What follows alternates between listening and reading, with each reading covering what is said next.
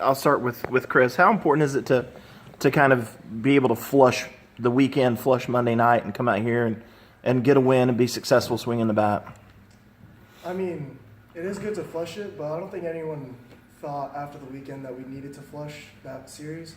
I mean, we didn't play our best baseball, but this was the first time Florida State had like their healthy lineup and all their guys back, and we still like barely lost them. I think that's what's really good about our team, and we know that we're good, and we just came back today and played a good game and won. Seth, do you feel like things have changed for you? Things have kind of gone your way that you kind of got into a groove over the last several games? I think the biggest thing is, I was trying to swing my way out of it, and you can't do that. Not in the ACC, not in college, not Division I. You can't do that. Pro guys, you don't see guys do that.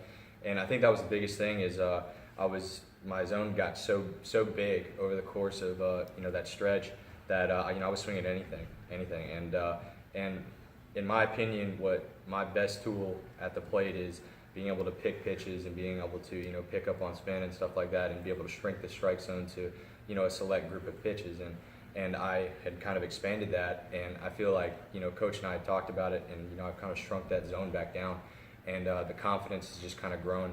All of a sudden I'm in counts where I'm in advantage counts, and I'm looking for good pitches to hit, and I think that was just the biggest thing.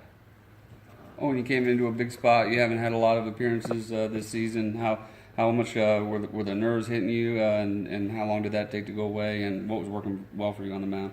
I wouldn't say the nerves were hitting me. I just felt good finally get on the mound, and having Chris behind the plate, he really helps me like settle in and get focused on what I need to do. So I wouldn't say I was that nervous. Seth, I remember last year you and Monty had some conversations about shrinking that zone and making sure that you knew when a pitcher makes a pitch, it's not far away from your pitch, and to see the difference. Did you draw on any of that? Like, were there similar conversations, or was it a little different this time? Obviously, this time last year was kind of towards the end of the course of how I was the hit streak and all that stuff. And thinking back on some of those at bats in those past years, like if it was a strike, it was something that I couldn't drive to the opposite part of the field or up the middle. I wasn't swinging at it, even if it was a strike. I'd take my chances and look for something else. And I think I lost that kind of along the way, and I think that was one of the biggest things is, all of a sudden I'm counting the strikes and not, focusing on the next pitch, going, oh, I got 2 strikes here, I need to protect, I need to widen my zone, I need to think about where my hands are, where my feet are, basically everything, and everything's just jumbled up in my mind, and, I've just kind of dumbed it down to, looking for a select group of pitches to hit, and almost to the point where, I'm just going out there and having fun with my teammates and my friends. Seth, you swept Georgia 2 years in a row, your own state team. How much does that mean to you personally? I got a lot of friends on my team, so it's going to be some good time talking about it, and I won't let them forget it. That's for sure. Chris, with the way the guys are getting on base in front of you, do you feel like you come up every time with somebody in scoring position, or is that the way it feels? Sometimes, and recently I've been just trying to do too much, and that, and hitting with Seth yesterday in our off day. Our main focus was just not to do too much, and just kind of take what the pitcher gives you and drive it towards the big part of the field. And coming into today, I think that helped a lot with my confidence and stepping into the plate, just trying not to do too much, and got that double and really got us going. Chris, you called this staff over the weekend.